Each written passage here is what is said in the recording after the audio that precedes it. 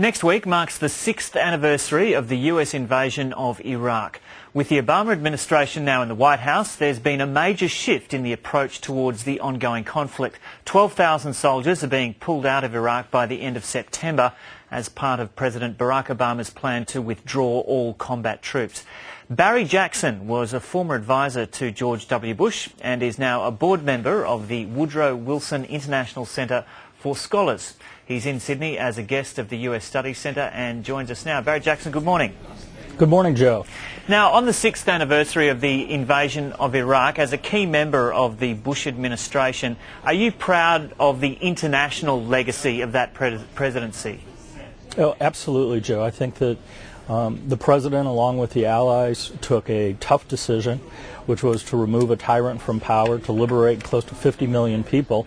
And what we find today is that President Obama was given a gift, if you will, from President Bush, and that we negotiated a status of force agreement, which outlined how we would remove troops from Iraq in a responsible fashion.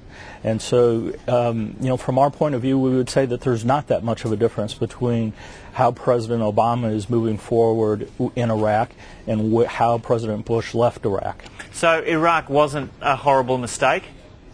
No, absolutely not. I mean, when you have a tyrant who ignores United Nations mandates and resolutions, when you have a tyrant who uses chemical weapons upon his own people, when you have a tyrant who is actively supporting terrorist organizations around the world. But what about going in there on false pretenses? I don't think that everybody in the world was under the assumption that Saddam Hussein either was in possession of weapons of mass destruction or had the precursors.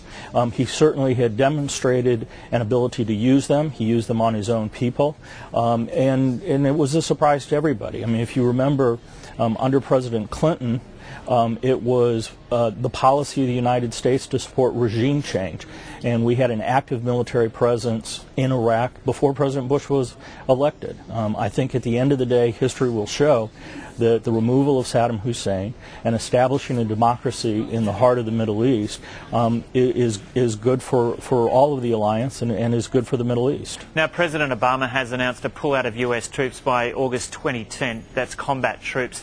What do you think will be the result of that policy decision? Well, again, what President Obama is doing is moving forward with the status of force agreement that had been negotiated by President Bush and his team and Prime Minister Maliki and his team. And as long as President Obama continues to follow the guidance of the commanders in the field about the way forward in terms of how quickly to do this, being sensitive that it is still a fragile state, I think things will be fine. If instead pressures from his left for immediate withdrawals happen, you could end up in a situation where you reignite the violence in Iraq. But I don't have any belief and no reason to believe that President Obama is going to stray from the status of force agreement that President Bush negotiated with the Maliki government. Right now, in Afghanistan, President Obama has indicated he's keen to reach out to moderate elements of the Taliban. Do you think negotiating with the Taliban is crucial to coming to any sort of peace agreement in Afghanistan? I think what's important in Afghanistan, similar to what happened in Iraq, is that you need to create a zone of stability and security so that the political elements within Afghanistan can figure out how they want to proceed forward as a democratic country. And if in the course of that the Afghani government believes that it's in their best interest to have conversations with elements of the Taliban that are not linked to terrorism, then I think that's a choice that the Afghani government and the Afghani people will make. Okay, just finally, Barry Jackson, are you dismayed that Rush Limbaugh is being seen as the principal spokesman for the Republicans now? I don't think I would say dismayed, and I don't think I would say that he's the principal spokesman for the Republican Party. I think Rush is a very popular figure in the United States. He probably has the largest following in the media, and he's taking advantage of a situation to put his ideas out there.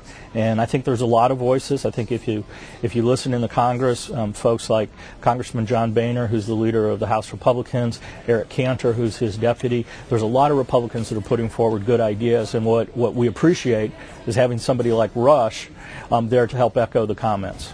Okay, and you can be sure he will. Barry Jackson in Sydney, thanks very much for talking to us this morning. Well, thank you, Joe.